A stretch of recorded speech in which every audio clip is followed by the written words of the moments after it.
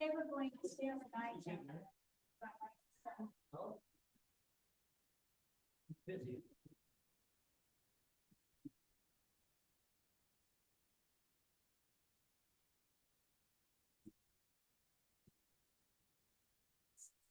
Yes, I thought he had the whole plan. So that means that's. Okay. You gotta do a replacement next one. Yeah. The knee is long.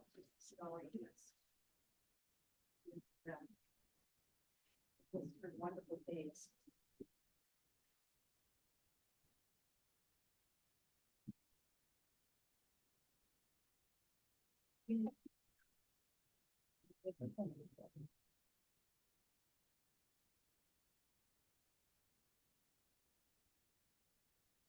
Where you're gonna find the same people that made those are the original. I'm sorry, I thought you were talking about the Hansons. Yeah, 22 Stepping years. off ends. Yeah, I just. So that makes it. No, we're just going to get the other one. Yeah. They said they thought that was better. We're going to put a film on that. I think the existing language, if you want to say, you have the discretion to come to council and waive the whole thing, you can maybe do that. But to say a flat statement that if you can get your neighbors to say, don't want it, you'll build it. Yeah, right. Just asking for cover too. Yeah. Could be just Are sharing we that. ready to? That may be existing language, and it may not be. Let's, what is the section? Let's look it up. 10. dash 18. Stan. Oh, this is a new. And then they painted over top of it, so you can. Read the existing language and see what it is. Yeah, I think we could. I would like to get a new. That's okay. Minor subdivision, minor subdivision, it's okay, that's a discretion of the council, I think. Yeah. Okay, Morgan, are we ready?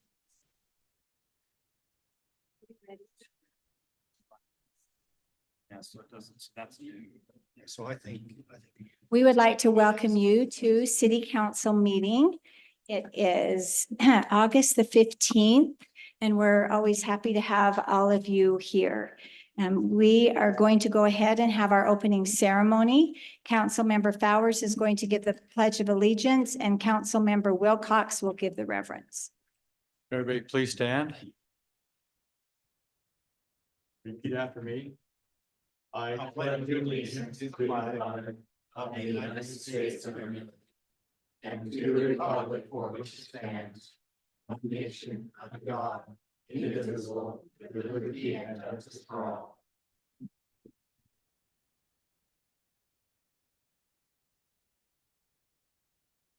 Our Heavenly Father, we humbly come before this night to discuss Hooper City's affairs. We ask that that would be with us, and we're so grateful for the community we live in and the freedoms we enjoy, and for our country. We're so grateful for those men and women who strive and serve to protect us and keep us safe. Bless them and their families. And we thank thee for the citizens of this community, and pray that we'll make good decisions that are wise. And we say this humbly in the name of Jesus Christ. Amen. Amen. Thank you. So first off, we would like to introduce Malcolm Jenkins. He is our new city planner. He's sitting right over here, Malcolm. We're really happy to have him, and he isn't here tonight, but we have hired a new road supervisor, and his name is Cody Stevens. And so he was going to try to pop in, but maybe we will see him some other time. We are going to go ahead and turn some time over to Erin Mon, who is our community events coordinator, and let her talk about upcoming things.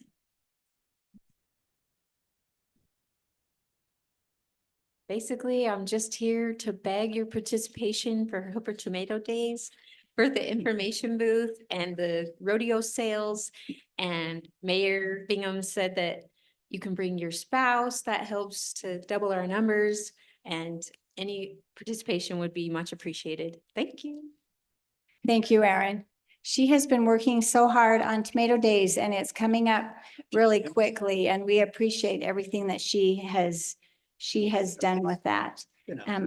I have just an announcement I want to make. We announced this before, but coming up this Monday, August 19th, the Central Weber Sewer Improvement District is going to have a meeting. This is a notice of the proposed tax increase, and it will be held at 6:00 p.m. at the admin building, which is the district offices, 2618 West Pioneer Road in Marriott, Slaterville.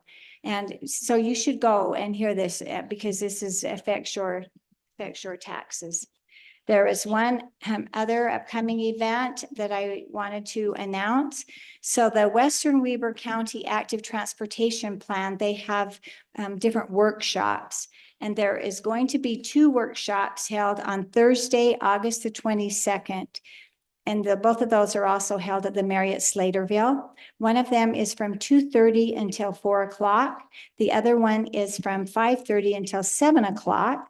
And just a little bit, what it tells us is the purpose of this project is to promote active transportation by increasing access to non-motorized trail systems in the communities of Hooper, Roy, West Haven, Marriott Slaterville, and Plain City. And go to this. I've been before, and it was really interesting because they will show you the trail system and then have you go along and try to help see how we could maybe coordinate those and get those better here in Hooper. Okay, so the next thing we have is public comments. Is there anybody that has any public comments? And remember, on public comments, you have 3 minutes. Come up and state your name and your address in the microphone. One thing we wanted you to be aware of, our meetings are live. And we found out we've just done one, but we need to make sure that we're speaking into the microphones. All of us up here need to make sure we're speaking those there, because if you say things from the audience, people really cannot even hear that. Okay, so back to public comments. Does anybody have a public comment they would like to make? Okay. Okay, if not, then we're going to move on to our consent items. And the first thing is the approval of the minutes dated July 18th, 2024. Council members, have you had a chance to review the minutes? There is just one thing that I noticed, and it was when they were talking about the 5100. It's under number 8, and it is B, and it has the interlocal agreement, and it says about hoping to start the project in the spring on the west side of the road. This will actually be on the east side of the road, and they will make a temporary walkway for the students. Was there anything else? Any on the minutes? Anybody? No, I'll make a motion to approve the minutes from July 18th, 2024. Okay, the motion was made by Councilmember Fowers. Is there a second? I'll second. Second was made by Councilmember Maragoni. All in favor? Aye. Any opposed? Okay, that motion carries. Okay, so we're really happy tonight. We're going to be having some presentations. The first one we are going to have is from the Hanson Planning Group, and they're going to be joining us with Zoom. So what this handsome planning group is there were some state regulations that have came out that is talking about one lot and two lot subdivisions. And so we secured some state funding to pay for this. And so they're going to go through and explain this to us. This will then go back to Planning Commission for their recommendations, and then it will come back to City Council for final approval. Are they on this? Can you see them on this screen?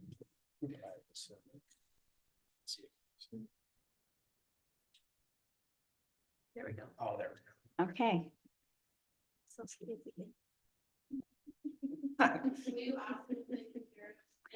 Can you hear us? Can you hear me talking? I can hear you talking. Can you hear us? Yes. Oh, yes. Oh, yes. Now we can. Okay, thank you. We appreciate you being here tonight.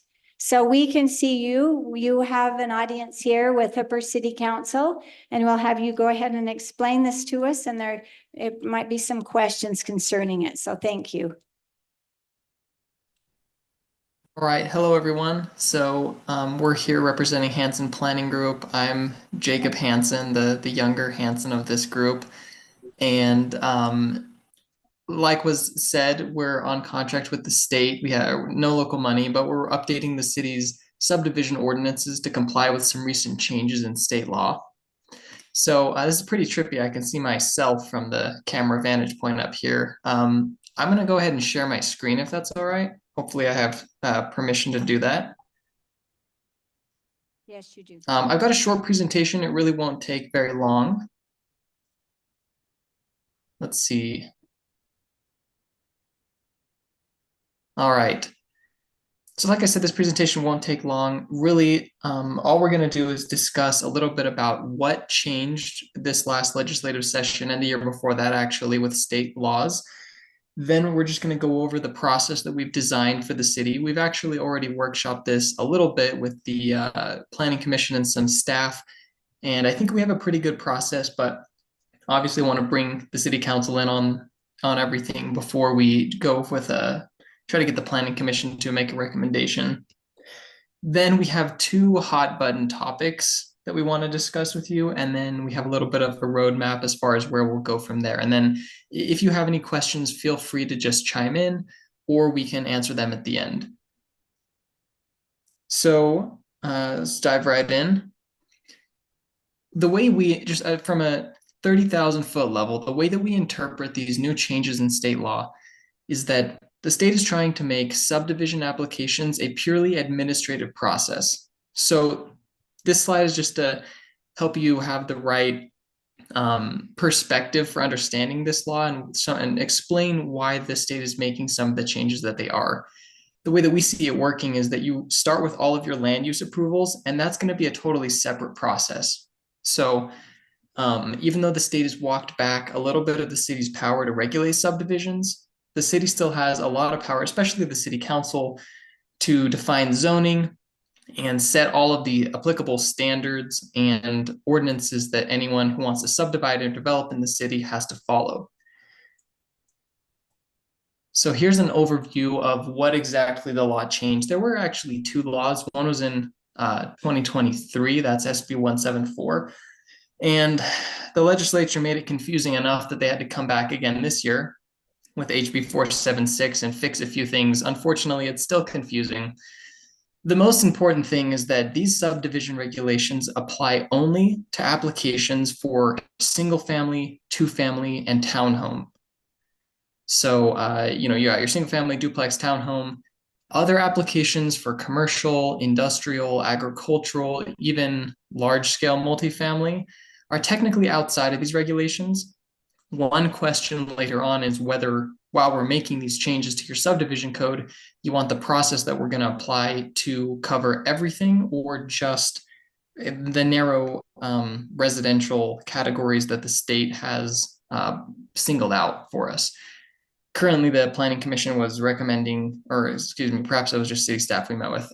They were recommending that this process should apply narrowly and then giving the city as much leeway as possible. But other high-level items are that the city council is now excluded from being the land use authority for subdivision applications. Again, this goes back to land use from the legislative side being separate, where your role now is to make sure that the ordinances are thorough and up to date. You have good standards, good processes. And then after that, once someone submits an application, it's got to be either staff or the planning commission who run that process. There were some other changes that specifically related to subdivision improvement plans. This is typically the really technical part of an application where you have your construction drawings and your engineering plans. And it says, you know, we're going to split up the lots with a plat, but we're also going to build street lamps and roads and maybe a trail, utility connections, things like that. So traditionally, you include those in a subdivision application because you want to make sure that before you let people start selling off individual lots, there's a plan to make sure that all of the infrastructure is built. So even though the state law technically focuses on these improvement plans, because they're so integral to the subdivision process, really that is affecting the whole application process. And what does that change, you ask? Well, for one, you can only consider these improvement plans in either the preliminary or the final application. Don't ask me why the state decided to do that. It doesn't make any sense, but that's what they did. When you consider these, and again, we're just lumping this into the whole bundle of when someone submits an application, you essentially have 4 opportunities to review it and provide feedback to the applicant. And then after the city has reviewed it, you have 15 business days for each of those cycles. Then you have to either approve or deny the application. And finally, the state law really binds the city's hands where if the applicant complies with all of your local ordinances and doesn't have something crazy on their application that's going to pose a health or safety issue, then you have to approve them. So what we're thinking of this as is rather than the traditional approach, which is a default no, and then the applicant has to prove their worth to you, really the state law is changing this to a default yes for subdivision applications. And it's on the burden's on the city to prove how an application doesn't comply or poses a danger. So that's like the overview. And here's this, and then on the next slide, I actually have a flow chart that's going to break this down. But in order to comply with all of these restrictions, we tried to develop a process that gives the city as much leeway as possible, because the 15-day turnaround is pretty tight. And we recognize that. And so we've done as much as we can to give the city more flexibility with this. So one thing that we've done is we've actually combined the traditional preliminary and final applications into one process. One of the reasons we did this is because the Planning Commission is restricted from being the land use authority for final applications, but it can be for preliminary applications. So we thought, well, why don't we just treat it all like one giant preliminary application, and the Planning Commission can run the whole process. The alternative to this would be the Planning Commission works out whatever it's going to work out in the preliminary application, and then you have some city staff, maybe your public works director or your engineer or someone like that, give the final stamp of approval afterward. One thing that we've also done is made the city council the appeal authority, so you will have still some involvement in this process, even if it's removed. And then finally, we've really focused on your application processes. And I don't know if you've had a chance to look at our draft yet, but we're trying to make your application requirements as thorough as possible. So you're not stuck in a position where you wish you would have asked for something, or your ordinance doesn't say a developer has to provide it, but you need it to really assess the situation.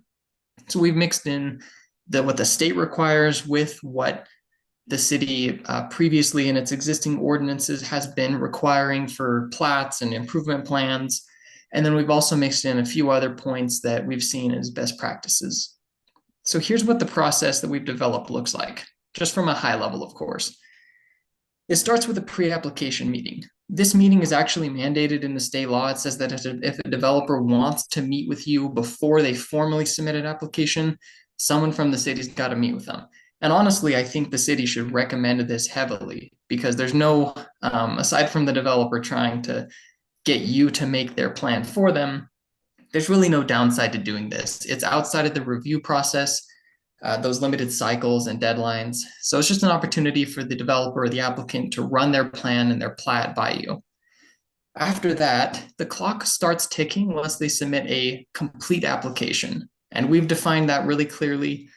But essentially, once the applicant gives you everything that you could possibly need, then you start this review cycle process. The city has 15 business days to look it over and get back to the applicant with a comprehensive list of everything that needs to change. Then it goes back to the applicant. They've got a certain amount of time to get back to you, and so on and so forth. In that process, the Planning Commission can hold a public hearing if they need to, but that is optional because really the point of this is to make the whole subdivision process an administrative process. And so while there is a place for neighbors or other residents to come and speak to the Planning Commission and say, hey, we noticed that, the grading on this lot is, way too steep, or we have flooding in this area, those technical reasons. It isn't really an opportunity for the public to say, I don't like development, I want this to stay rural and things like that. That's all going to happen in the land use part of this debate, which is before the subdivider submits an application. So anyway, you get through all the review cycles. Maybe you get to 4, maybe you are done with 2 and the application looks good. At that point, the Planning Commission needs to approve it or deny it. If it's denied for whatever reason, and the Planning Commission can point to specific ordinances that say or that justify that denial, then the subdivider can just restart the process and hopefully is compliant this time. Afterward, it's just standard things like signing the plat, making sure that improvements are guaranteed, recording the plat, and then notifying any affected entities. Again, just as a reminder, this process, as we've currently drafted it, only applies to applications for 1 to 2 family residential use. The way we've drafted this is that it's actually a standalone chapter that we're going to stick at the end of your current land use and subdivision title. This also does apply to minor subdivisions, just insofar as those minor subdivisions are for residential use, this overlaps with those. But we're going to keep all of the minor subdivision processes and exceptions that you currently have, because typically with the minor subdivisions, there isn't a plat requirement, which makes it a lot easier. And then there are fewer improvement requirements, because typically when you minor subdivide, there's already a road there, there's already utility connections potentially, and so we're going to keep that process unless you tell us to get rid of it. Now, here are 2 hot topics that we identified with the staff, and maybe you'll have others after this. The first one is this idea of death by 1,000 cuts, which happens when you have a developer essentially abuse the minor subdivision process, where you have a large parcel and then you just start subdividing a little at a time and you work your way through the whole thing. And at the end of the day, rather than what was supposed to have an official plat and a whole lot of improvements, just ends up being this hodgepodge of development. And your city staff said that was definitely an issue and that you want to avoid. And so one solution that we have is this provision up here. This isn't the only way to do it, but we figure if you put a rule in there that says that you have to essentially divide parcels into similar lot sizes, and that's going to prevent you from shaving off a few parcels at a time from a larger tract. The other approach to this would be to, and by the way, this is not mandated by the state. If you don't want us to throw in this restriction, we don't have to. But another version would be to have a restriction on the timeline. So say that an original plat can only be subdivided X number of times in X number of years. Both of these approaches have downsides, and I'm interested to get your thoughts on that in a minute. The second one is that we've been, again, just going through your subdivision application requirements to make sure that they are as tight as can be. But at the end of the day, it's a good idea to have your engineer and all of yourselves take a look at the code and make sure that we're not missing anything. So moving forward, this is our roadmap for what we're going to do moving from here. Assuming you want us to continue with this and you don't hate what we've done so far, then we're going to integrate all of the city's comments into the existing subdivision and zoning title. And like I was saying earlier, we're going to actually include it as a chapter at the end. So the draft you're looking at, or I think you've had the opportunity to look at, is formatted as just that chapter. It's not including the whole title. And the idea there is that If it's a subdivision for commercial or anything that falls outside of the state's bill, that's going to stick with your regular process. You're still the land use authority, are going to call the shots on that. So the subdivision title or this new title will just be very limited. Once we've done that and we've integrated all of your comments, you'll need to adopt it. And then at or around the time that we're adopting, we're going to create applications for you so that your clerk or your other staff, as soon as they get an application, they're going to be able to turn around with those forms, which the state requires you to have. So that's pretty much everything that I have. I'll go ahead and stop sharing my screen and then let me know if you have any questions and we're happy to answer them.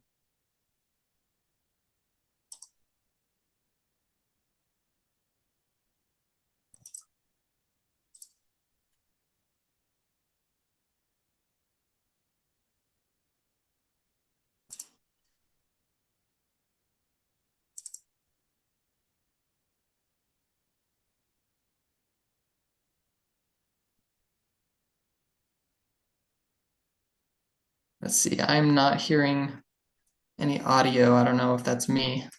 Might just be me.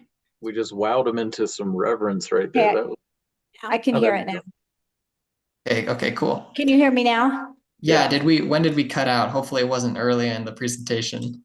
No, we heard you the whole time. Yes. Okay, good. So I have can you hear me? Yeah.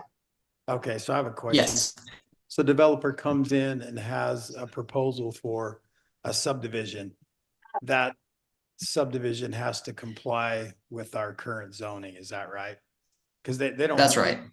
Okay, Yeah, So we the- specifically removed the whole zoning variance conditional use process out of the subdivision process. So in our current draft, before you submit an application, you have to prove to the city that current ordinances permit this use by right, or you got to produce a variance or a conditional use permit or something like that. so that's really the only leverage we have from your. That is the main leverage for these 1 to 2 family residential ones, yes. Well, they also, under your version, would be the appellate authority. So if either side, the city or developer doesn't agree with what the planning commission does, they can appeal it to you. So I have a question on when the actual time begins. Do you have a plan when a developer comes in and applies? Kind of a checkoff sheet that the staff would have that, okay, you've got this, you've got this. And if something's incomplete, like you don't check off something, he doesn't have it. The staff could just send him back and say, okay, this is incomplete and the time does not start at that point until he returns with a complete application. Is that? Yeah, that's correct. We have that currently written into the draft, a description of that process. But then as part of your application forms, they're going to have, name of the applicant and, the engineer who made the plan and all that. But then it's going to be a checklist of everything that is in your ordinances with all of the forms and things at the end that they need to sign to dedicate the land and stuff like that. And so whoever the city is going to be receiving these applications will first look at the documents, compare it with the form. And like you said, make sure that they have all of the different pieces. And if one of them is missing, then the timeline doesn't start. And you just say, well, your application isn't complete. Here's why, please provide, X, Y, Z. If all of the boxes are checked, but say some of the requirements aren't exactly complying with the city ordinances, that's a different story. So in that case, you'd say, yeah, you have a plat, but your plat doesn't comply with XYZ ordinance, and that would be within the review cycle, because obviously someone's got to review the plat, like the planning commission, the engineer, everyone like that. And then you point out the discrepancies and that's all in the review process. But just as far as seeing is a certain application requirement included, yeah, that's outside of the process. but that's a critical point that you bring up. It's called the vesting doctrine. So when is an application vested? Because according to this new law, there's like a timer on the city side. Yeah, as you saw in Jacob's presentation. So you have to act within a certain number of days. And so it's really hard for a town to say, well, and I only get to act 4 times. And so, I'd like you to have it as right as possible. Now, most towns and engineers will tell you there's no such thing as a perfect application. So, that's why we just need to say it's got to have the issue addressed in the application. It doesn't have to be perfectly all the way engineered just to find out that it isn't going to match where the city's wanting to go. So the biggest change here is taking the city council out of the approval process for subdivisions. Out of the cities that you've worked with, how many have taken the council completely out of that decision process? All of them. Well, they haven't liked it. Yeah, none of them have liked it. That's a good way to say it. None of them liked it, you say? Yeah. Yeah. So that's a black and white sentence in the new statute, that you can't have city council involved. They just don't want it to be a politically influenced process. They say it should be, executive branch, so to speak, like an administrative process. So you can't have your city council involved. You can have your planning commission involved under certain circumstances, but even the final, it needs to be more of a technical sign off than, an elected official. But it does go to the planning commission at some point or not? Originally I thought it did if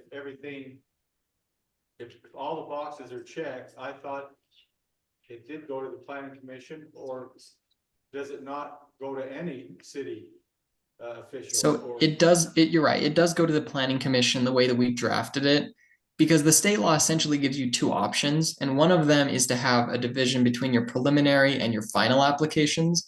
And in that case, the planning commission can only be involved in the preliminary phase, but then you need some random staff member to sign off afterward. The way we've drafted it, though, is the second approach, which is essentially only a preliminary phase. So it's just a combined process where the planning commission runs everything.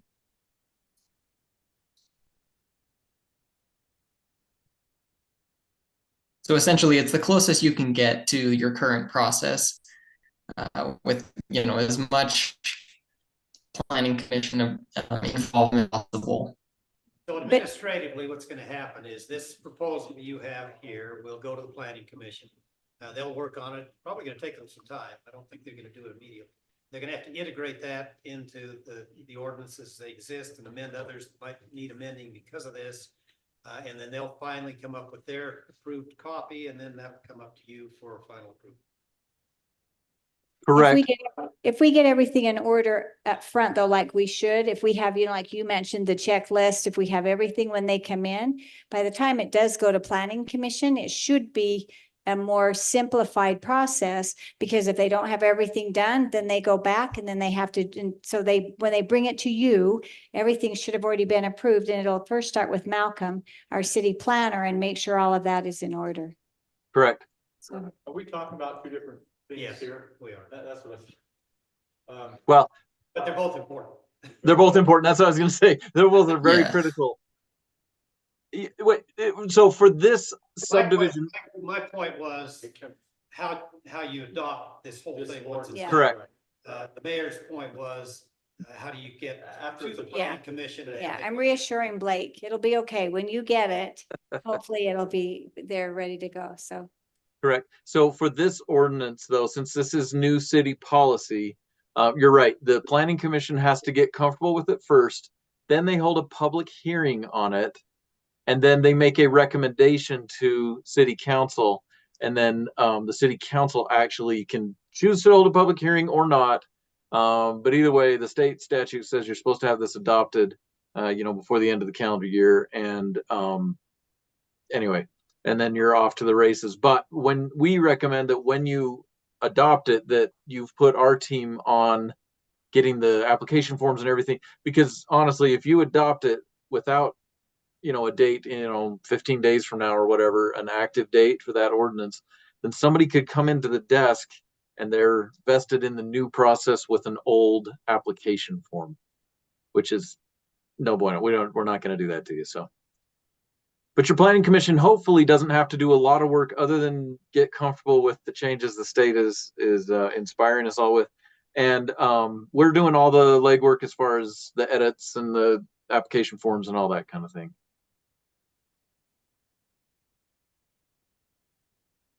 When's the state requiring this to be implemented by the city? this new statute. Right. Yeah, End so of- there's, Go ahead. that's right. Oh, so yeah, so the end of the year is when most municipalities have to, this process starts applying, though there were some edits that the state made this last year, the HB 476, and that date is actually, it's set to go into effect in November. So you have those two different dates and it's kind of confusing which one is the real date, but yeah, sometime before the end of the year at least.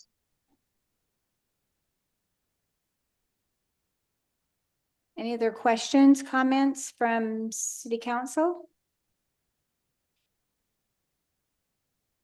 Okay, well, thank you. We appreciate this. So what we'll do this next, then it will be on planning commission agenda, and then they will go through and review it and see, and staying in close contact with you to make sure that we get all the forms, everything we need filled out correctly. And then when they make their recommendations, it will come back to city council. And maybe even before the planning commission, you probably ought to get with Brandon, who's the city attorney that handles that type of thing. I think you know him, and work it through so he's comfortable with it as well as you.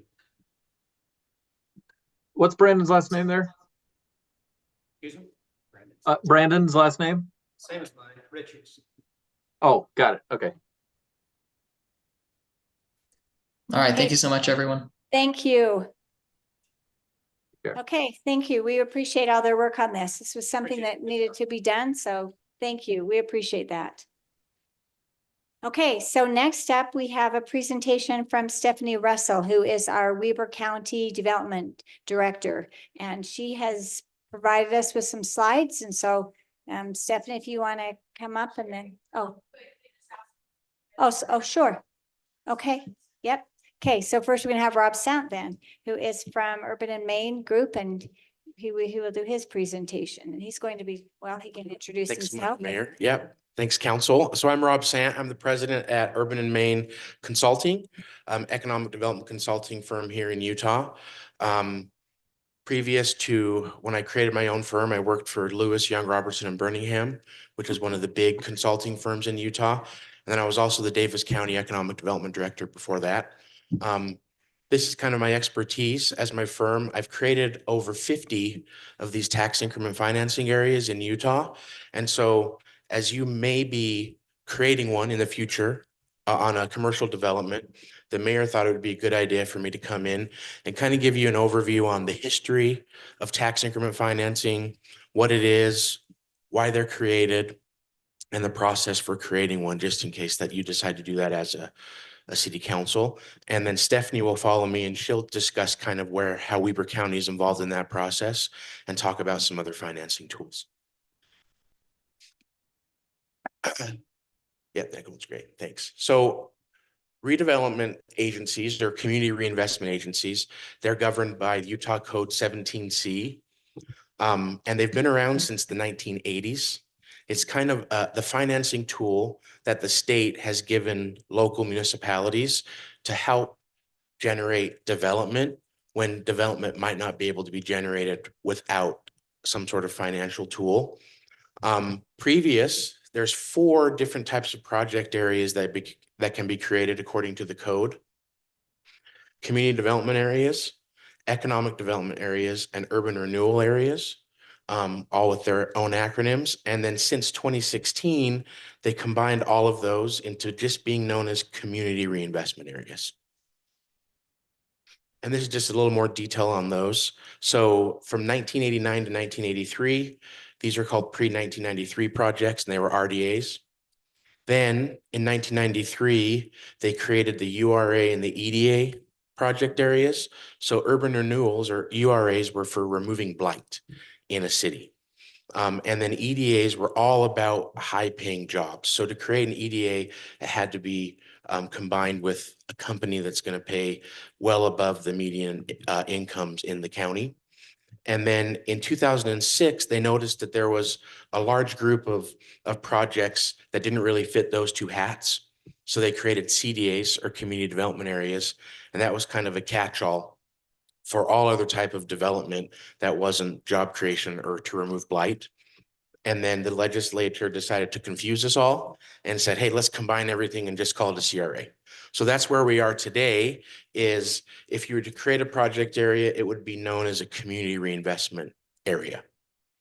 And then something that is also to note, what you would do first is if you decided to create a CRA, is you would need to create the Hooper Community Reinvestment Agency. It's a separate entity, but you as the city council would be the board of the agency, but you would meet separately. So typically what happens is you have a city council meeting and then you adjourn as the city council and you don't go anywhere. And then you reconvene as the agency and do all of your public business as the agency. And then you would adjourn as the agency and reconvene as a city council. But it is important to note that it's two separate hats. And so sometimes you would act as the city council, and then other times you would take off that hat and put on your reinvestment agency hat.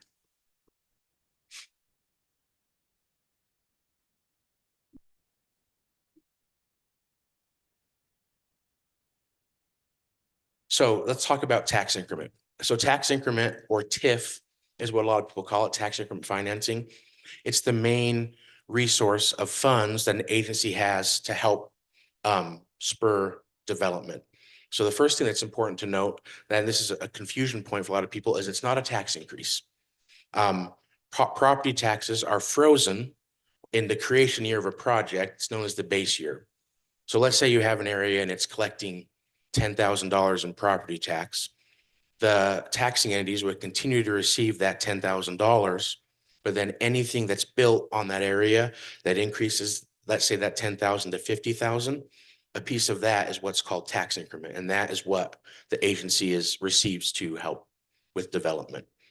So, and then the other thing just right there is taxing entities are entitled to a tax increment agreement. They agree to rebate a percentage of that increment back to the agency to help with that new development for a certain period of time. And the next few slides here kind of just show examples of that as a way to explain it. So this is a graph that someone created that kind of shows the brown area. That would be that base tax where it's frozen.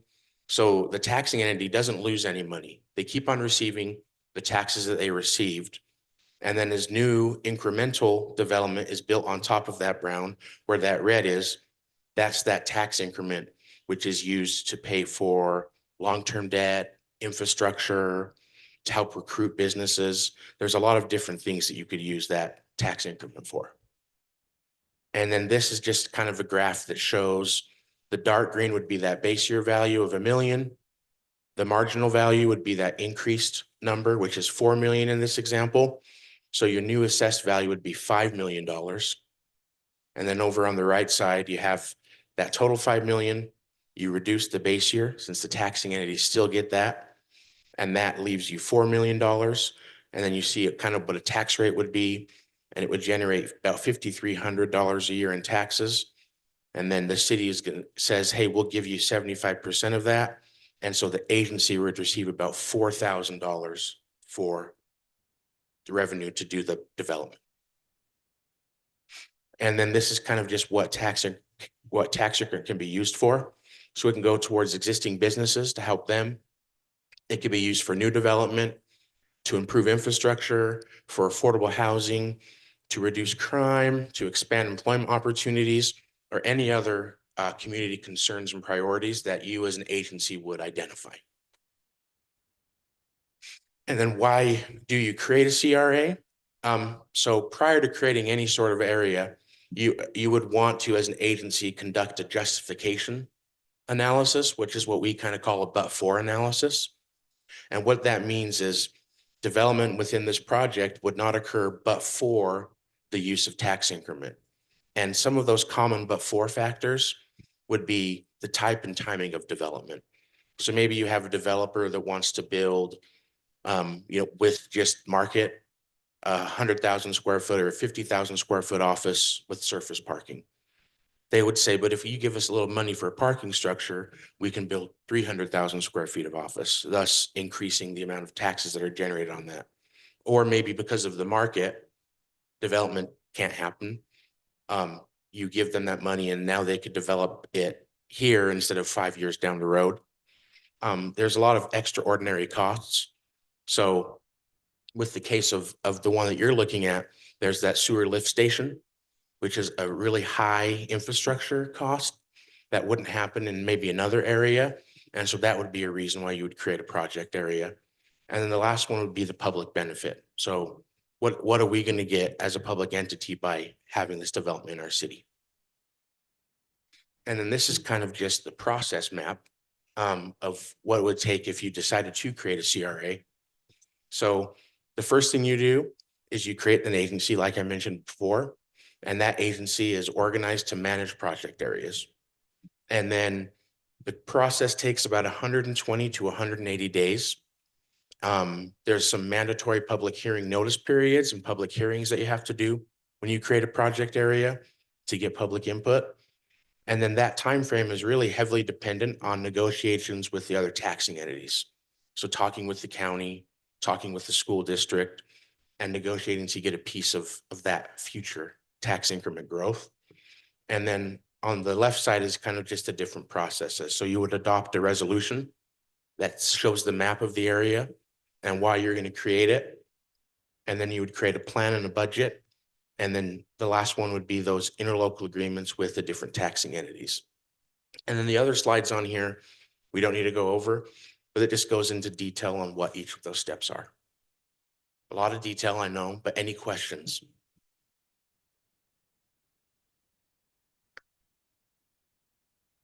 This is something that you see occurring all over the state of Utah, within our county. Is it a common, because I know this is new to us. We've never been involved in this. And how has it worked? And does it seem to be an effective program? Yep. So it's all throughout the state of Utah. So I would say here in Weber County, almost every city has a reinvestment agency.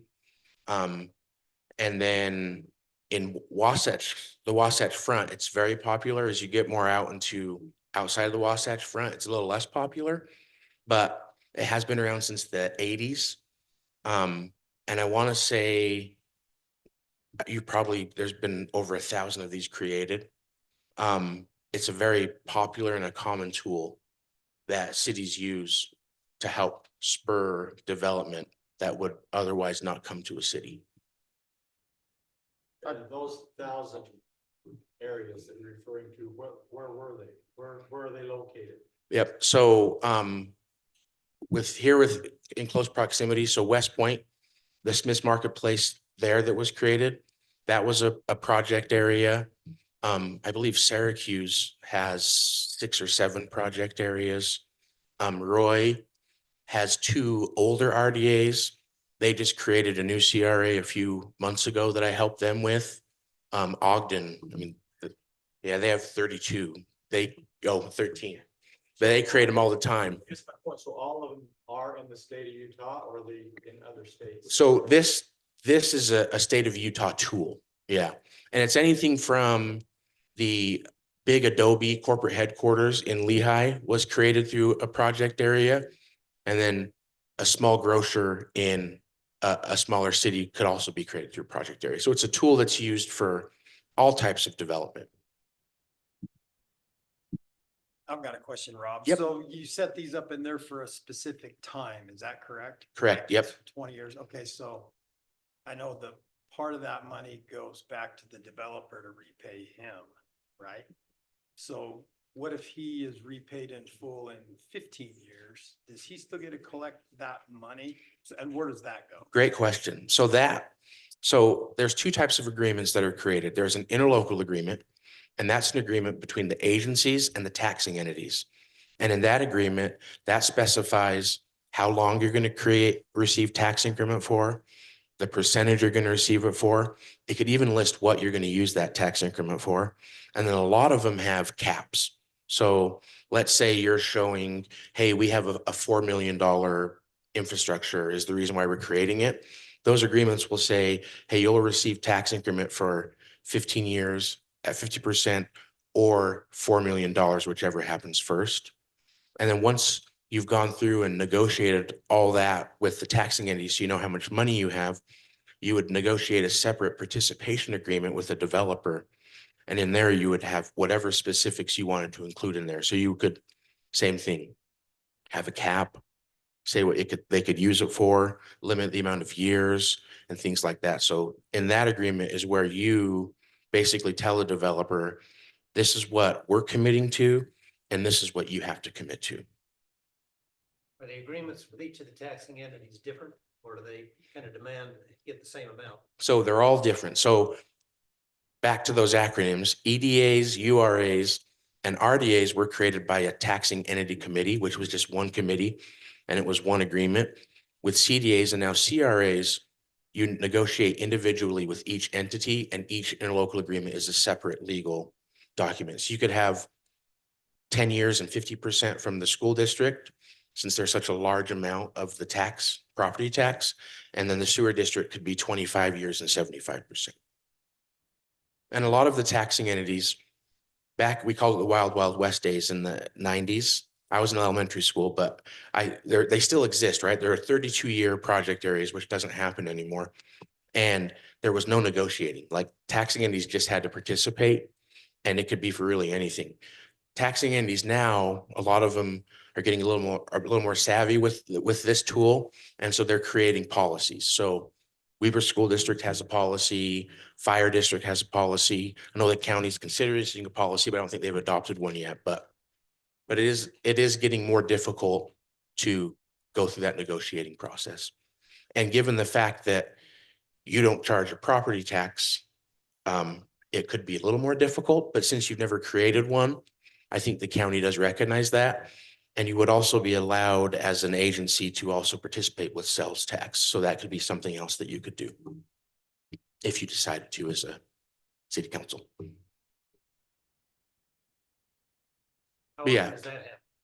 Big sales tax. It happens. So for cities that don't charge a property tax, a lot. And for other ones, it just depends on, back to that but-for analysis, and then what's the public benefit.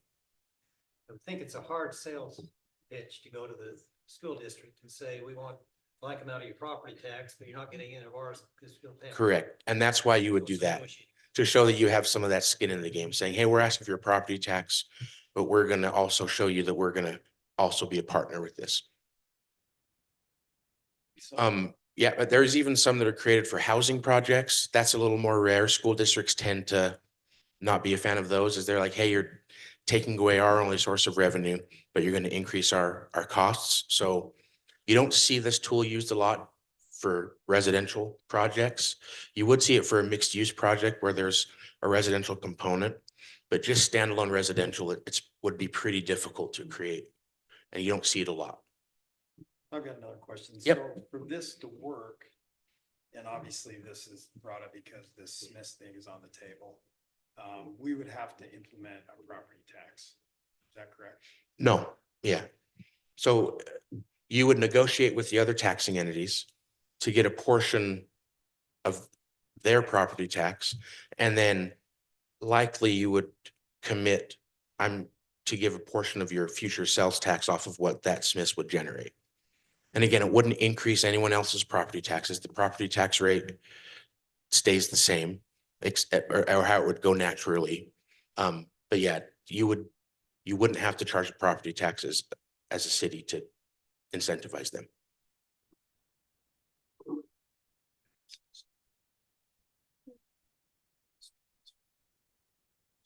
Yeah, say that out loud, Reed, so everybody hears, because that. Well, I'm just saying, realistically, when you're negotiating with these other taxing entities, if they look at the city and say, okay, you don't have any property tax, you're not giving up anything.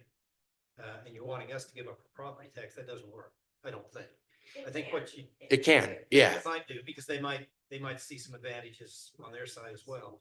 But what they're probably gonna want is you to put something in, and that may be. Yeah. A lot of it depends on that but-for, right? And also what are the taxing entities currently receiving? So a great example in Riverton, I helped them create a project area. They don't charge a property tax rate either, but it was on Greenbelt property where the taxing entities were receiving about $60,000 a year in property tax. That includes all the taxing entities. And then by allowing this development that couldn't happen but for the use of tax increment, even them getting 50% of their taxes, it went up to about $700,000 a year. So there are times where they would be willing to do it. Again, it's just that negotiating and showing them the public benefit for them. Why is it needed? And then what do they get out of it? And if you did run into that issue of them saying, well, hey, you don't charge a property tax, you could use the sales tax that Smiths would be generating as a way to help offset that issue that some might have, but not all could. Some taxing entities look at, well, how many project areas do you have in your city? And so given that Hooper doesn't have any, that could be another feather in your hat for why they would be willing to participate on this one, whereas maybe they wouldn't if Ogden didn't charge a property tax rate and they have 13, that would be a little more tougher of a pill to swallow. One of the things that we as providers to look at is county participate. That's one of the first things they're going to ask is the county a participant? And that's something that my department can assist you with.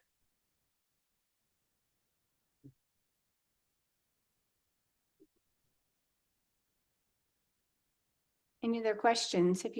I think some, like you mentioned, some of the biggest concerns is always saying, well, we're paying more taxes. It's going to end up taxing. So I was glad, to hear you clarify that we're not going to go then to the other people that live in that area or any of us and say, you're going to be paying now more tax. Yep. Yeah, you're negotiating for taxes that don't exist. So, and if anything, it's going to result in less taxes because that's going to be the new growth that wouldn't happen but for creating that project.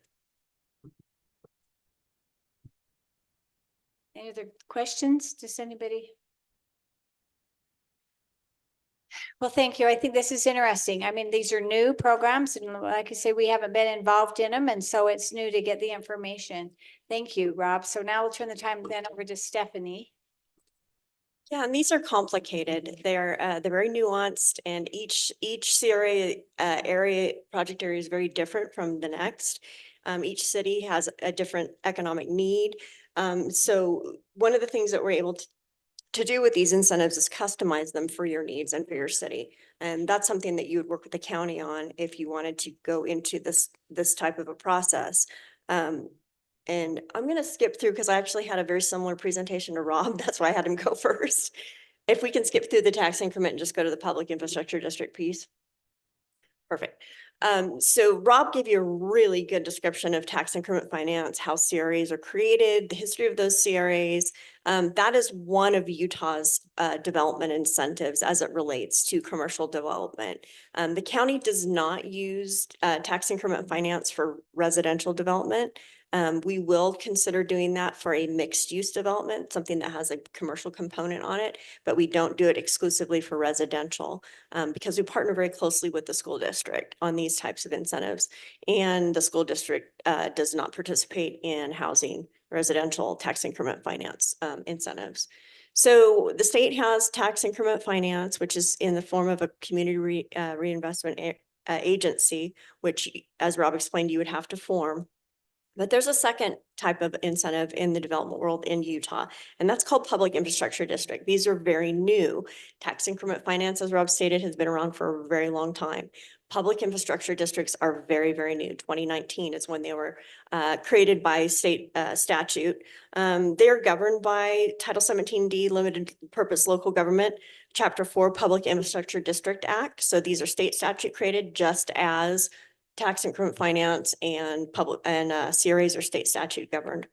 But this is another incentive that can work in tandem with a CRA. And I'll explain that in just a little bit. So keep that in the back of your mind that these are two separate incentives created by two separate statutes, but they can work together in tandem as you're looking at doing commercial and large scale development.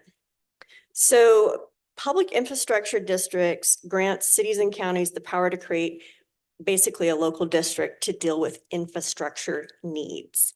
And it's a public finance mechanism. And the PIDs can issue debt.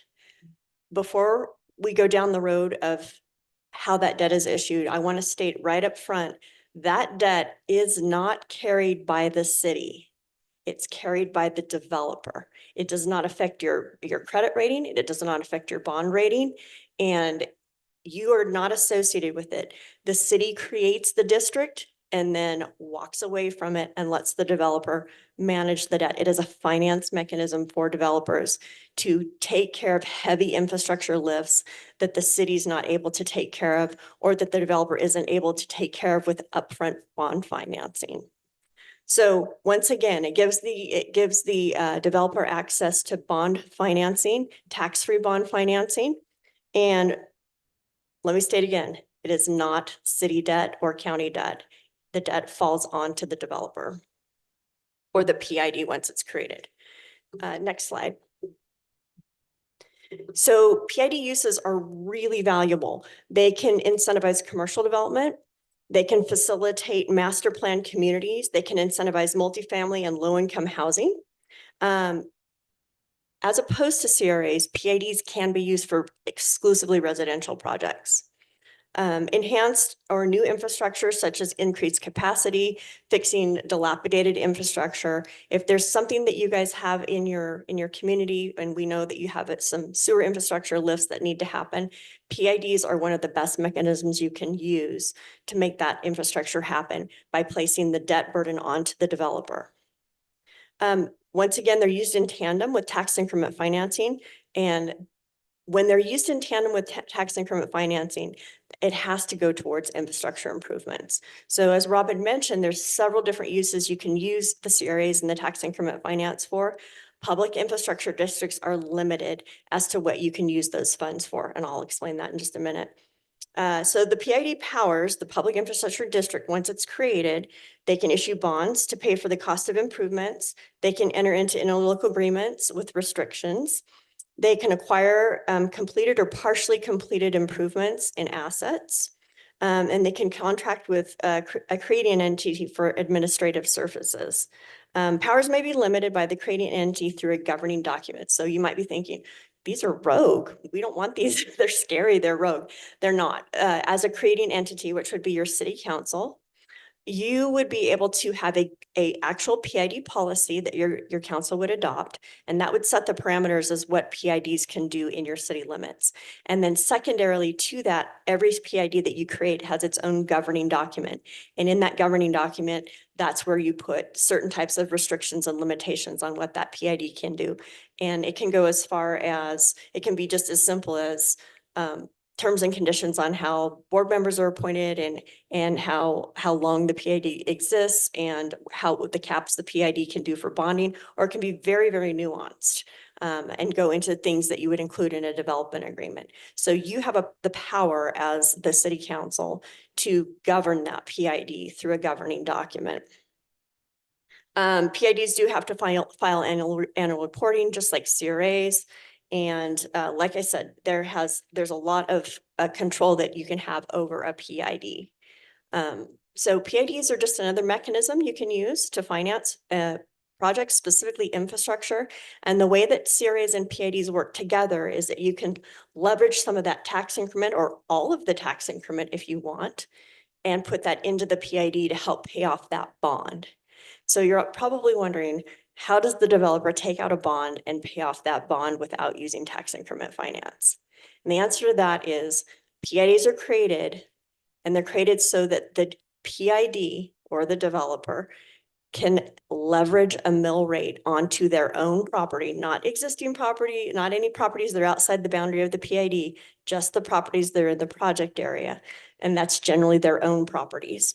They can levy a mill rate onto that property to pay off that bond. So they get the financing up front.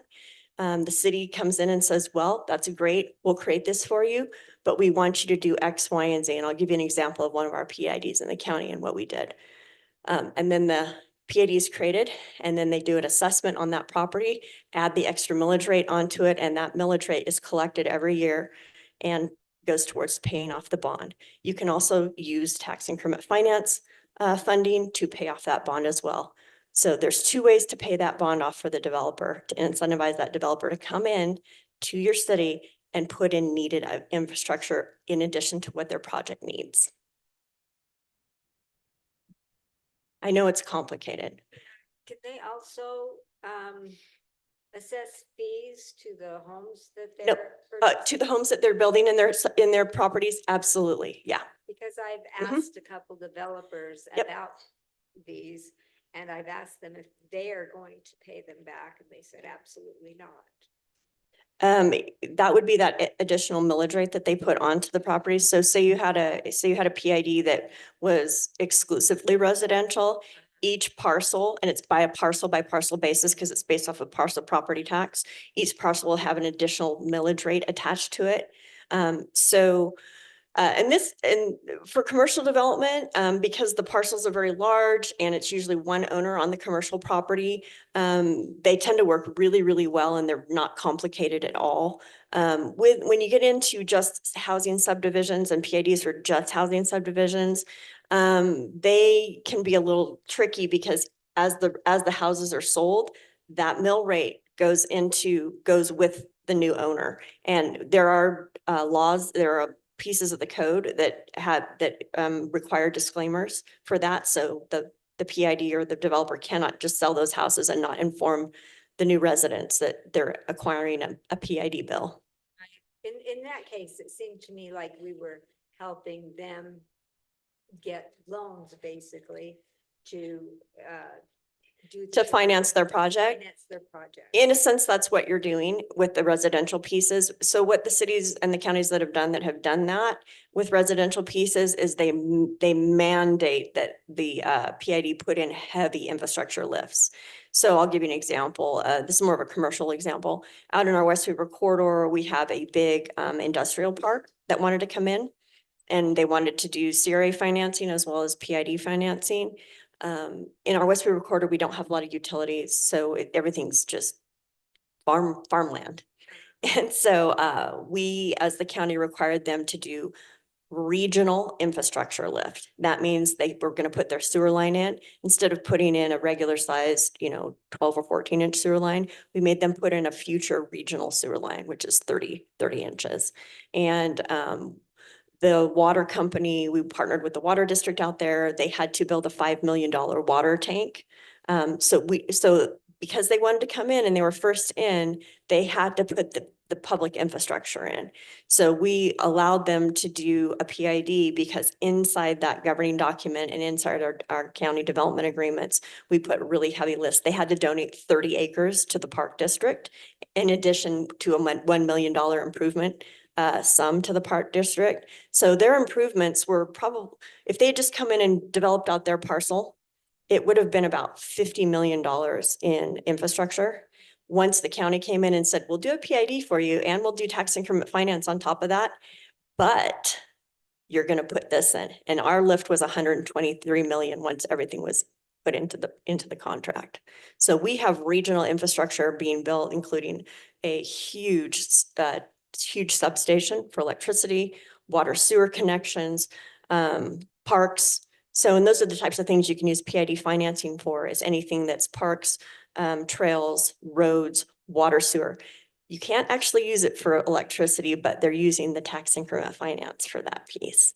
So that's how they're capital stacking that project. And that's what you need to think about as you're getting these developers in. What kind of public infrastructure needs do you have as a city that you can help the developer finance through these two different finance mechanisms? And the county's policy on tax increment finance and participation with the city on tax increment finance, we're about ready to adopt it, but we've been working through a brand new policy this year as well as processes. And our policy is we want to see our participation as a county coming in and supporting a public benefit, whether that be infrastructure or a significant contribution to the economic environment for a city. And we take both of those into consideration, but I will tell you, when a city comes to us and asks, and Rob can validate this, they recently did one with Roy's City. When a city comes to the county and asks for their tax increment, the first thing we're going to ask them is, what public infrastructure are you going to be using? Are you going to be funding? And we want to see that the majority of the tax increment is going towards a public purpose. So that is one of the things that has changed in the county over the last couple of years. But for the most part, it's a benefit because the developers can't do their project the but for, they can't do their project without the assistance of the infrastructure lift.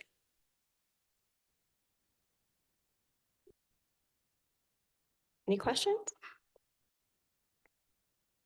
Do you have any questions? You know anything about the idea that Marriott Sladeville just implemented for I call it Grand Road. So it's not a PID, it's a CRA. Yes, I am familiar with that. The county is participating in that.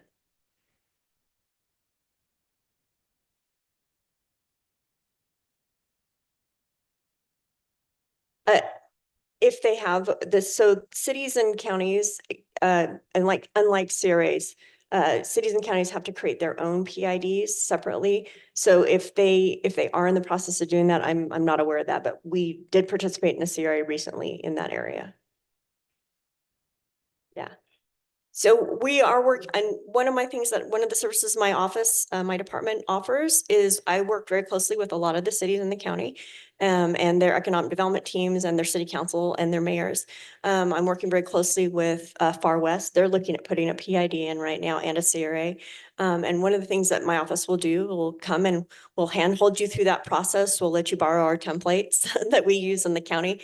If you're interested in learning more about how to actually create a CRA or create a public infrastructure district, my office is more than happy to come and do consultation. I work with a majority of the cities in Weber County in that capacity. So that's always something you can just give me a call and I'm happy to come and do a work session with you.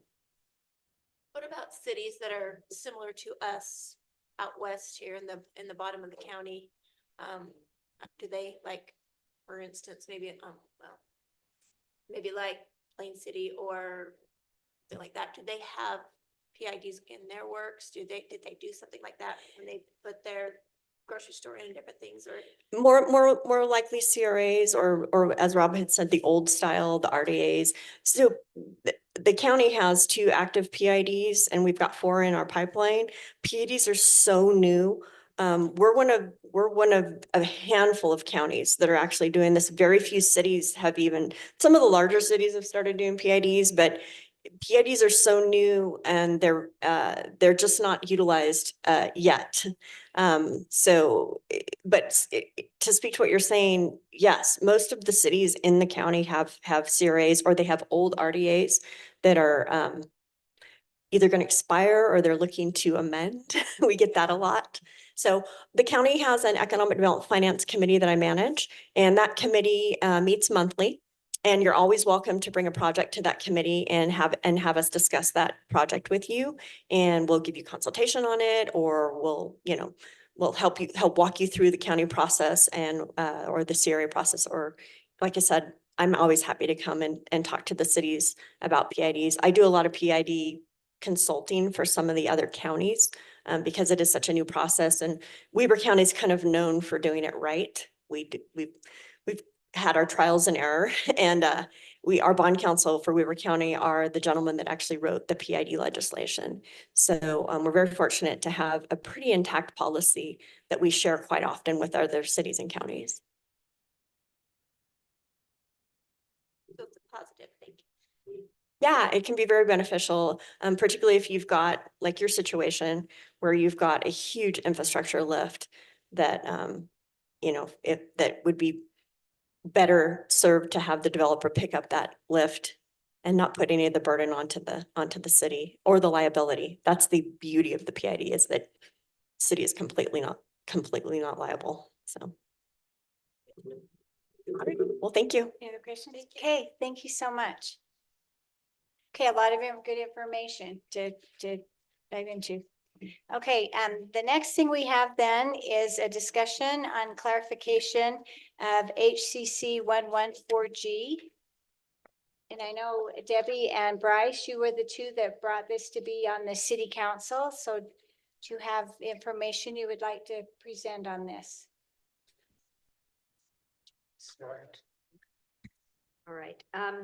We were just going through the Title I, 114-C, And it's stated that items may be added to at the discretion of the mayor or two city council members.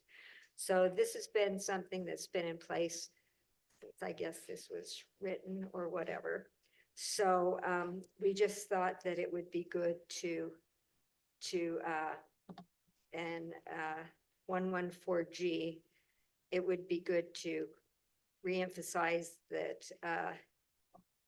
about the item should be submitted at least 3 business days prior to the date of a city council meeting, because in the 114C, it just states that it should be a reasonable time, you know. So we thought there should be a time limit. And then we also thought that we should put in that the agenda of the members of the city council may only be removed by those members, and something that's been put on by the agenda by the mayor could only be removed by the mayor, just to clarify that the things that are placed on the agenda would be staying on the agenda, and we would, you know, there wouldn't be any issue. And just so that there would be a good working relationship. I think that's the key thing is we're a council, not just, you know, Yeah, because we're all the council. individuals. We all need to work together. There's a lot of times when maybe Lisa has something that she wants put on and I think, you know, that should be heard. I think, or Dale and myself, I think 2 council members justifies that it should be on. Well, our code says that it can, so we just like that to remain in place. So. Yeah, I certainly agree with what the code says. And so I just went back through a reference, and I only have since I've been there in January, so I can't go back to what the previous administration did. But I can go through, and every single month there was something that was added on by 2 city council members. And every time that was, and I agree, it is a matter of having good communication, because every single time, and my question always was, and you know, because I brought this up in work meeting, is I just wanted to know that it was going to be put on there, because there was one time, and Reed and I had discussed this, there was the KSOS, the tower and the land. We had no idea what that even was. It just showed up on the agenda. And so as we would meet in work meetings, I would always say, yes, you're right. 2 city council members can put it on the agenda. But because I am the one conducting the meetings and we need to have things in the packet, communication is the key. It just always needs to be that I at least know that something is going to be on the agenda. And if you go back through, and I can read these to you, but I don't necessarily need to, because there's a list from every single month. And I think the only time that it was not was the one time when it was brought up about the house. And then I spoke with Reed about that, and he even brought that up in the work meeting, that should have just been something discussed in the work meeting. It really wasn't anything, because if you go through and read what we talk about in our city council meetings, having someone ask a question, why isn't the contract done? What was the intent of that? Was it to say someone wasn't doing their job? And we talked about that in the work meeting. You know, when Morgan received it, she gave it to me. When I passed it on to Reed, it was passed on to Brandon. And like we talked about today, it's just back in the hands of the person that's so I think you're right. Communication is the key. And I think the way our ordinance is written, I know Reed and I have talked about this quite a bit, why it was put on there to begin with for 2 city council members to be able to, because in the past there was administration that did not allow things to be put on the agenda, and they should be able to. But again, like you mentioned, the key is communication. Anytime you want anything on the city council meeting, never ever is there an objection if it's something that we should be discussing, and it has been. And there was one time, you know, I was out in the parking lot and someone said, oh, we were told you wouldn't allow this to be on the agenda. No, that was never the case.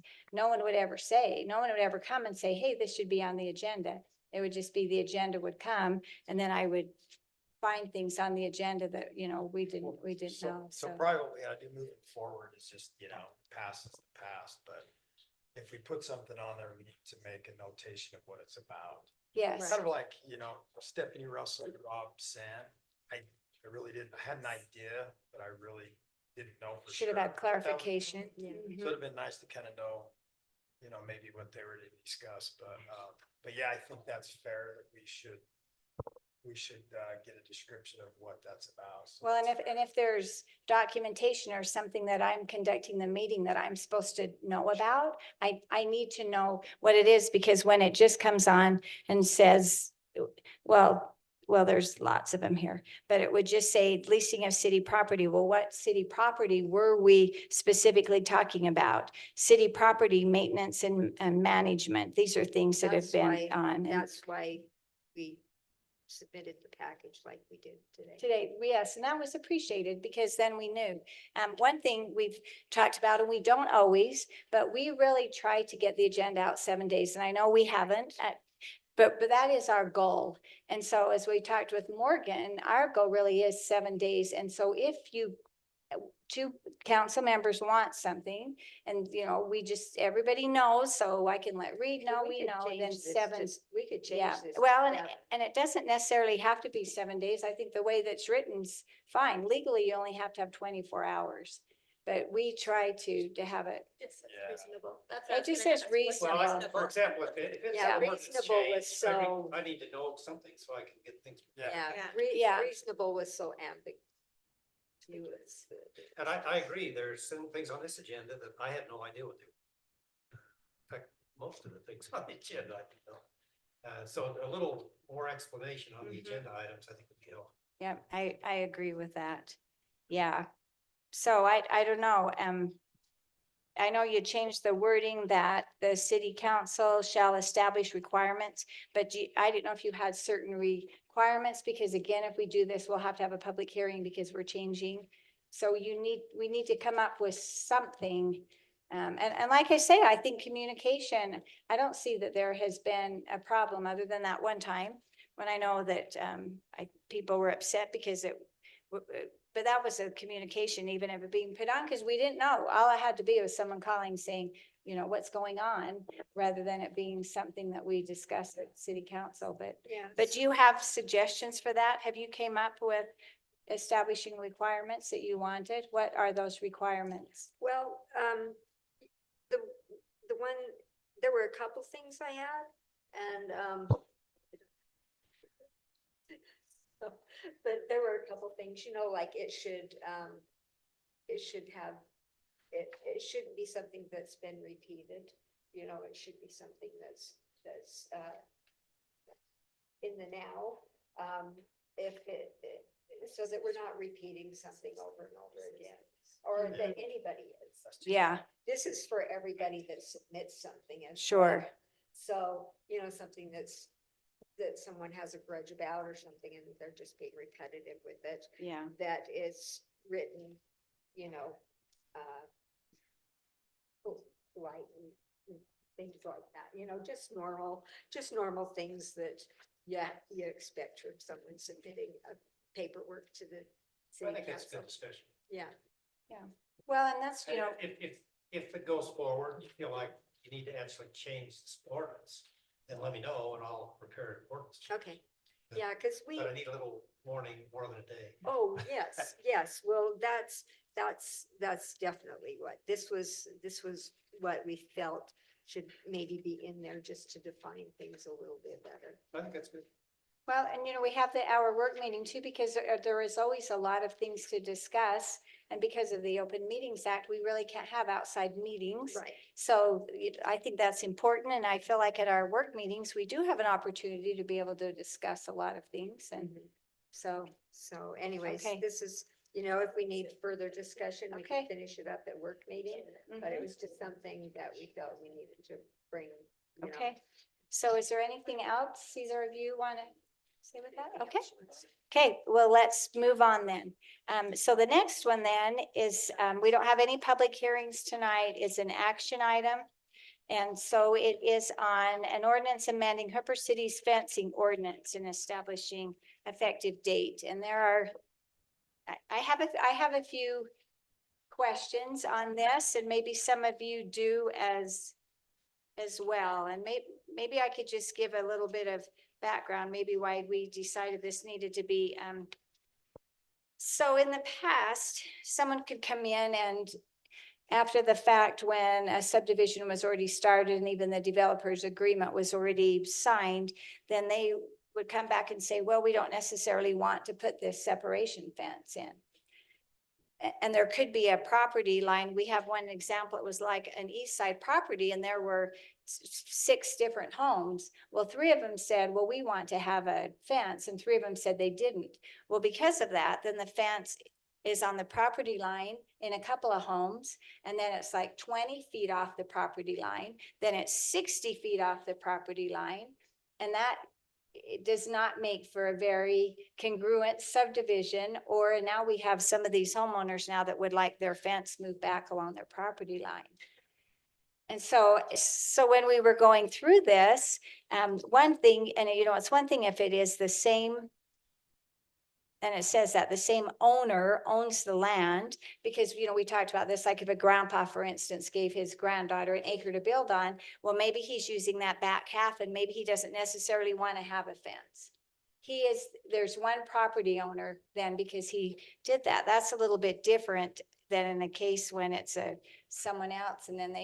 And one thing that needs to be signed, we felt like before the subdivision was ever approved, not after. And I don't know, my thinking is, I feel like we should, if our ordinance is going to be that we need to have a land separation fence, that we should have it. It shouldn't be up to each independent person alone there. So we have a fence that's not even straight along the back of the property. I think there should be a land separation fence. I mean, except where the person owns the land around it. I mean, I don't see any reason. So why they you're in couldn't. favor of this new language? Is that what? Well, I'm not in favor of the new language where it says that the city council may waive the land use separation and in the following conditions. Because that's when you can have adjacent property owners provide the city a signed request to waive it. So like I say, in that one subdivision, there were 6, 3 of them signed a waiver saying, well, we don't care if it's there. 3 of them said they wanted it there. And so now in this particular subdivision, you have 2 separate fences. You have a fence on the property line, then you have the 20-foot in where so I think if we have an ordinance, a land separation fence. The only time I know of that seemed like it wouldn't matter was I know of an instance when a family Yes. and a grandma and grandpa didn't want the land separation between the 2 of them, so the kids could Yeah. go back and forth, which I don't see a problem with, Me too. Yeah, I agree for with that. something like that. I think if we strike that, I think what Sherry was talking about, number 2, where it said, that's what Reed brought up too, where there's adjacent property owners provided to the city assigning request to waive the LUSF. So that's where you see that number 2? Yeah, Yes. I agree with that. That ought to be stricken, but I think number 1, because we've done it in the past, if a minor subdivision where the same entity owns all the adjacent property with different land uses, if they own, I think that's okay. Yeah, I do too. And I think we added a sentence in there when they're reviewing about having it done before the final approval. And I'm not sure if that's in there, but that's always good to do. I mean, they can I do read it, but that, just have them come in and have that could be in their developer's agreement or something, just so we know ahead of time. So take a look at the language above that's crossed out. That's the existing language. And there are 2 conditions there that the council can waive. Number 1, if it's a minor subdivision. And number 2, where the same entity owns adjoining pieces of property. I think those are both good conditions. They're slightly changed though when it comes down below, and then they also add that part about the waiver. I wonder if the language existing is maybe better on Yeah. that part of it. You can do it in any minor subdivision, or where the same person owns both pieces of property. Right now, the way it's written with the change, you can only do it if it's a minor subdivision and the same person owns the property, not in anything other than a minor subdivision.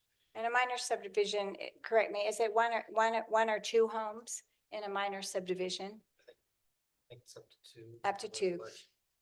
So one of even just an example, if you had a minor subdivision and again, one of them wanted it and the other one didn't, then do we not require a land and then what if they sell? So what if someone says, well, I don't necessarily want to have a land use separation fence and the other one does, and then that person ends up selling and now there isn't a land separation fence?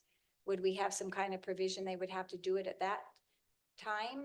I think I'm getting a little confused with this fencing, because it's a land use separations. So if you're putting in two homes, there's not, it's the same land use, so it wouldn't be required, so I'm not. I'm a little bit- So if there's a 10-acre parcel Well, and then you- example just gave us, though. and then two people built, is that correct? That could be the minor subdivision and it could be the land use between those two homes and the farm ground? And one of them wanted it and the other one didn't? You could waive the separation fence between the two landowners, but not. Yes. between the rest. Yes, that's my point. You could waive it in between the two landowners, but not between And you the wouldn't need landowners to and waive it there, farm. because it's the same land. It's just the same. Yeah. Mm-hmm. So Yeah. it is at council discretion, so you've always got that provision. I think the challenge in my mind on letting people agree to avoid the fence is the people that agree now are not the ones that are gonna own it in a few years. And if it's the subdivider, agreeing, subdivider's not gonna own it for more than a few months because they're gonna sell it to somebody else. So the idea of the separation fence was the protection of both the farm part that's being separated out, but also protection of the people who don't want the kids dealing with horses wandering into their yard. Yeah.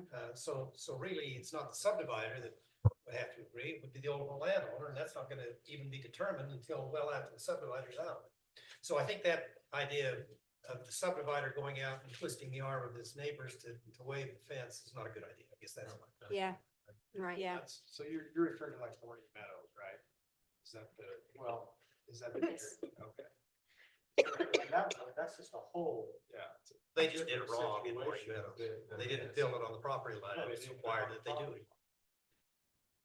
The rest of this language, the planning commission's come up with is pretty good. But I think a little bit of a rewrite in those exceptions would be helpful. So I'd suggest maybe not passing it. And if you want me to, I'll go back. Okay. I think Brandon wrote this, well, I can make some adjustments. And if everybody's agreeable, I think we should have somewhere language that it has to be done ahead, like at the initial process, not after the fact. Because that's also, it happened after the fact. You know, the subdivision was already approved and then they came back and said, oh, well, they told us we have a text that says they really don't need to have a fence. Well, no, that needs to be done in the initial process, not after the fact. Says before the building. Before the. Mhm. Yeah. Well, I'm glad that there's clarification, because when I was building, you bring your plans to the planning commission, different things. They were going to actually, if you know where I live, they wanted me, because I was subdividing the land, to put up a 6-foot non-climbable fence around the spot where I was. Well, that didn't even work with where I was. And so, of course, there was talking back and forth, and finally, there was an agreement that I didn't have to do that because of where I am, and what I was doing. So I'm glad to see there's some progress on that. Yeah. Because it makes it really hard to know what you can and can't do if it's not really clear. Mhm. Yeah. Well, I think that would be good then, Reed, if you want to go back We'll and, try to- kind of- yes, and then we can have this brought back then on our next Okay. city council meeting, if everybody's agreeable with that. Yes, that sounds great. Okay. So I guess we need a motion to table the consent. Oh, yeah. Yes, let's have a motion to table this. Is there someone that would want to make the motion to table this? I'll make the motion to table. Let's see, let's go back here and read the whole thing. Okay, I'll make a motion that we table ordinance number 0-2024-06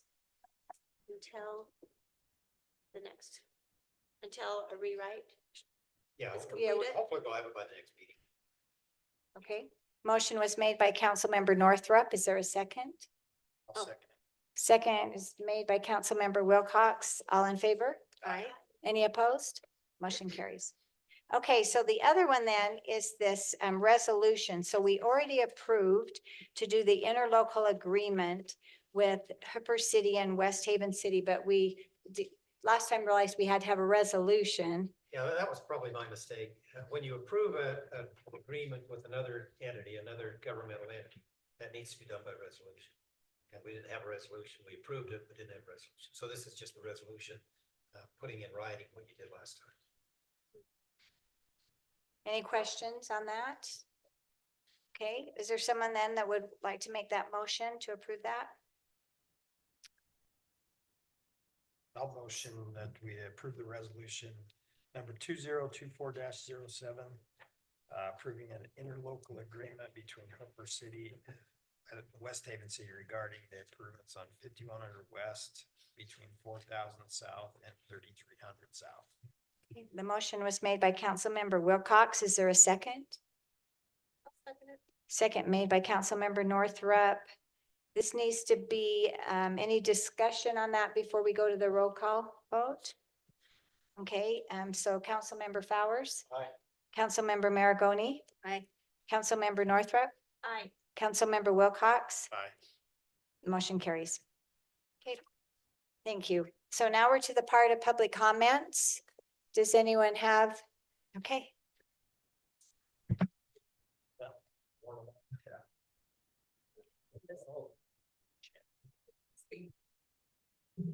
Patrick Grieco, 3501 South, 5100 West.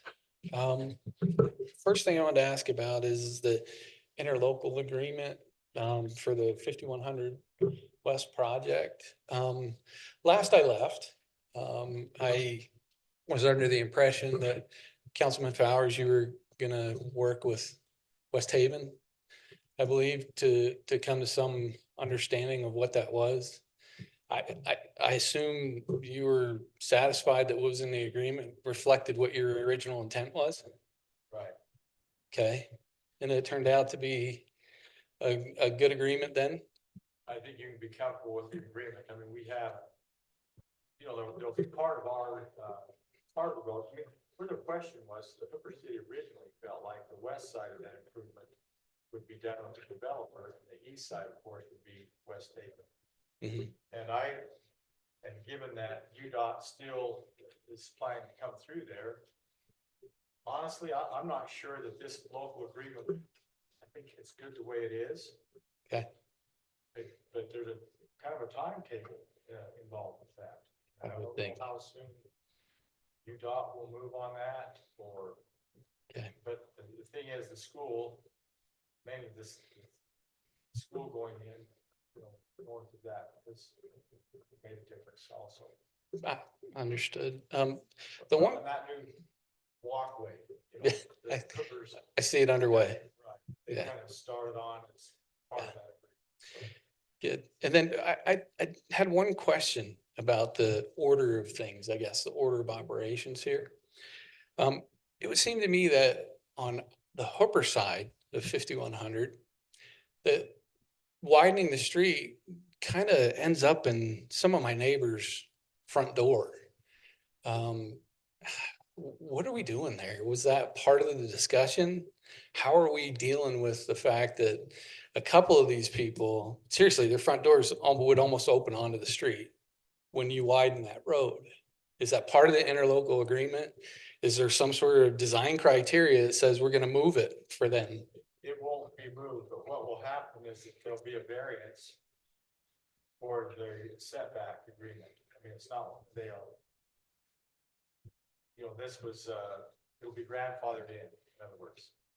So it's not like. So there's no relief for them As necessarily. far as how it's gonna look. There's a legal relief, but there's Legal- no. Well, that's- practical yeah. relief. That's correct. Yeah, but that's The not what problem my is- concern problem was. is They built too close to public right of way, and I think you can't solve that. Those houses were built when that was a dirt road. So I It was still- can't. It was still in public right of way. Okay, well, I'm concerned what happens to people when we do these things. Because think about it this way, if the state were to come through, what would they do? Is this a state road and are they okay with this? 5100 is not a state road. So I guess my question is, are we doing right by them? That's really it.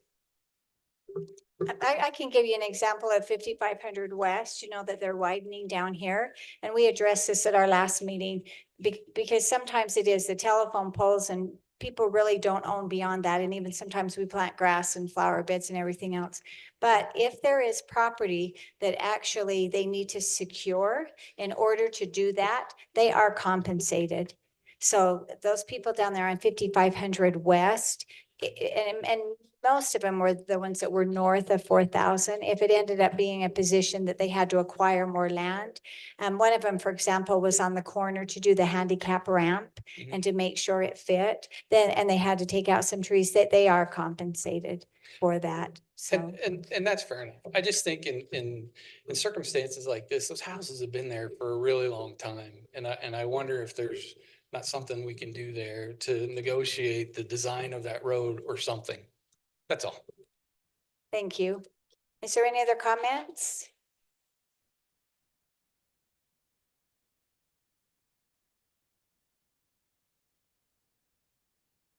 Stacy Greco, 3501 South, 5100 West.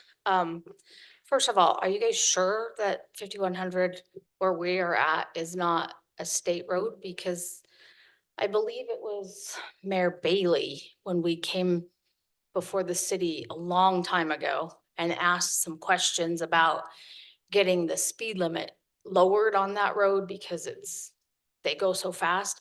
We were told back then that it is a highway. And that's a state road. Or a state, yeah, I'm just making sure everybody knows, So so that the state doesn't come in and say, Yeah. sorry, you know, if it was a state road, the UDOT would be plowing it in the winter. okay, And it is not, it's Hooper City and West Haven. The state roads that are owned in Hooper are 4,000, 55 and 59. okay, And they will have another number too, if you go on and look, you know, like 193, Okay. that if they're state. that's fine. roads. I just wanted to make Yeah. sure. And then I just wanted to clarify, there was a big conversation about, putting things on the agenda and having two council members. And I believe you referred to a conversation you had with me in the parking lot about it being put on. And and then your son actually tapped on my shoulder and said, that's you. And I said, yeah, you were the one who told me I couldn't put it on. And he said, you're lying. And so I just wanted to read an email that I sent to you and your response, just to make sure that we're all on the same page, because I don't like to be called a liar. I don't think I called you a liar. And No, you didn't. He did just a minute ago in this meeting as I was sitting there. So I said, Mayor Bingham, how does a concerned citizen get something on the agenda for Thursday's city council meeting? And if somebody could check, I'm not sure what day May 13th was. Monday, May 13th. So city council meeting is Thursday. You responded. Sorry. I hate phones.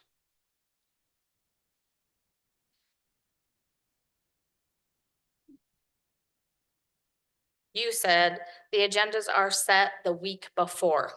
There are 2 times in a meeting for the citizens' comments. You're welcome to state your concerns in either of those times. Is there something I can help you with? So you didn't come right out and say, no, I can't put on the agenda, but you did lead that to believe it's a week in advance. I then emailed everybody else on the city council and got different answers that 2 city council members could put it on. I just, for the record, want to clarify that since it was brought up and then I was called a liar by your son just a minute ago. I can't address that because I'm sitting up here, but I think we're talking about 2 different things. When you asked me about getting things on city council, and that's what we were talking about tonight. 2 city council members can, if they come and want something, as far as having just a resident. And is that what you were asking at the time? I was asking how I got something How on the you agenda. would. Okay, yes. You had said Yes. the agendas are done a week in advance, Yes. leading me to believe that you couldn't do it unless it was a week in advance. When I sent the same email to the other council members, they had said, what is it if two city council members agree that something can be put on, then we can get it put on. Yes, So there was a difference of opinion or yeah, answers there. And then I just wanted to make sure, like I said, I don't like to be called a liar, yeah, especially and I can, when I have the email that says I can address that. And what like, you said. and like I said, like I mentioned tonight, we try to get them on a week in advance. We don't always. No. State regulation is 24 hours, but in order to have everyone have time to go through the packets. And it was, what you wanted on was the temporary hold on conditional use permits for human services and facilities. And that was put on the agenda June 6th. And after we talked in the parking lot that day, I said, oh, sure, that can be put on. No one had ever addressed for that to be put on. So if No, people I had do- just asked a yeah. generalized question. Yeah, So, yours was a general, but sure, if anybody has something, then certainly, and that's why I said, and that's one thing we changed. It used to be that you could only have public comments on things that weren't on the agenda. And I changed it, so both times you can have any, Yeah. because I thought sometimes that's after the fact. yeah, I just know, wanted so- to make sure because Sure, you gave me a different answer than everybody else gave me. And then when I just brought that up, like I Oh, said, yeah, so yeah, I just wanted to make yeah, just a that general, clarified. yes, okay, thank you. Any other public comments? I have a public comment, so we'll probably get it done at the work meeting if we have time. So, on the Smiths, I know next week there's a big presentation on the Smiths with the, planning commission. I just want to make sure that the city council, pushes for a fiscal analysis study for that, and that we actually choose the firm that's gonna do that. And from my understanding, from my research, is the developer would pay for it. I think that's an important thing that we need to do as a city to actually know, because I think it's all fun and get excited for, hey, there's this big, we're gonna make all this revenue. Are we really? We need to look at the beginning and we need to look at the end. And I think this will help shed some light on that. So my public comment is as a city council, we need to choose someone to do that or make that a very important component in the decision process. I think we owe it to our citizens and, which is the most important part of our city, so. And I know they have completed one. I don't know if that's a company that you would be agreeable with, but they're about $18,000, Yeah, I was that's told. not out of our budget. That's Yeah. not my concern. at all. How Yeah, much it yeah, costs. we don't want to have to pay for that. It's so. gonna be the developer. So anyway, that's my recommendation. Yes, and hopefully people will come. So next on the 22nd at 7 o'clock is going to be a planning commission meeting. It is a public hearing, and so people are welcome to come and do comments.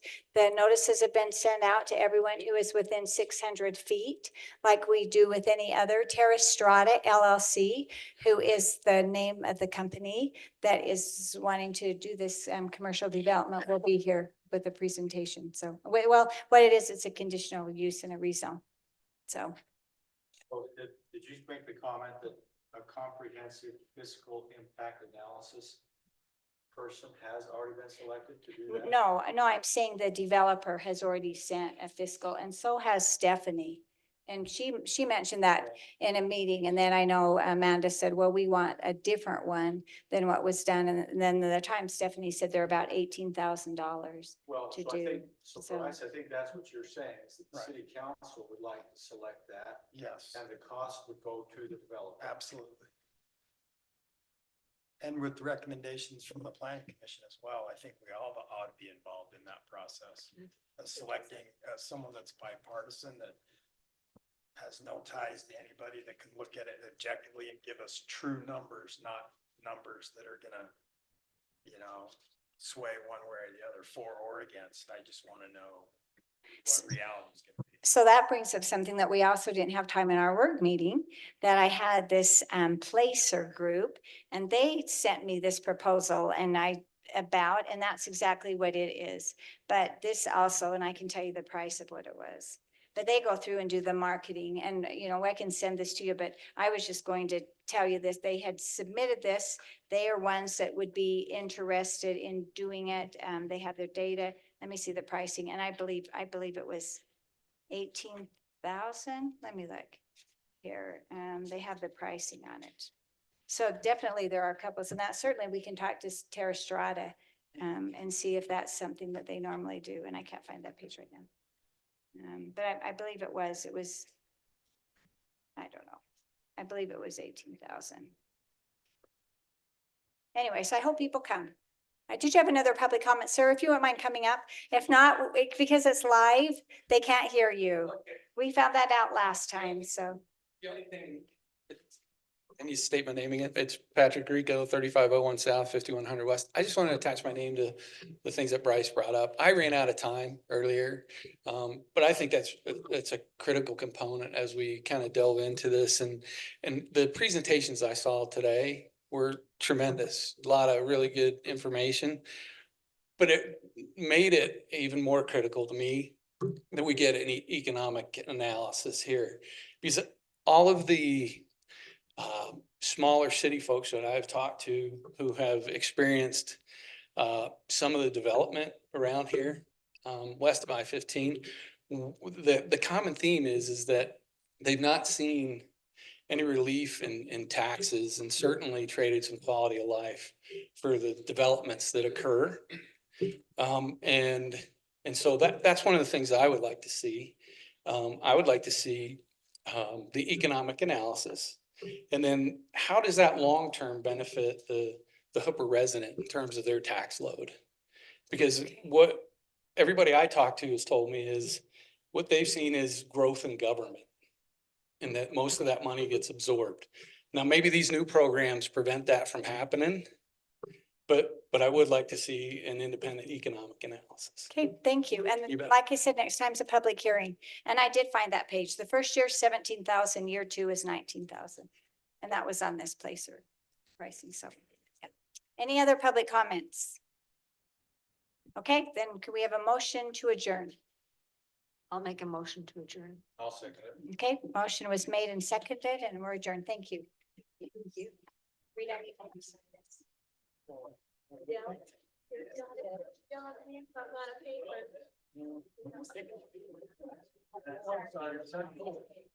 Not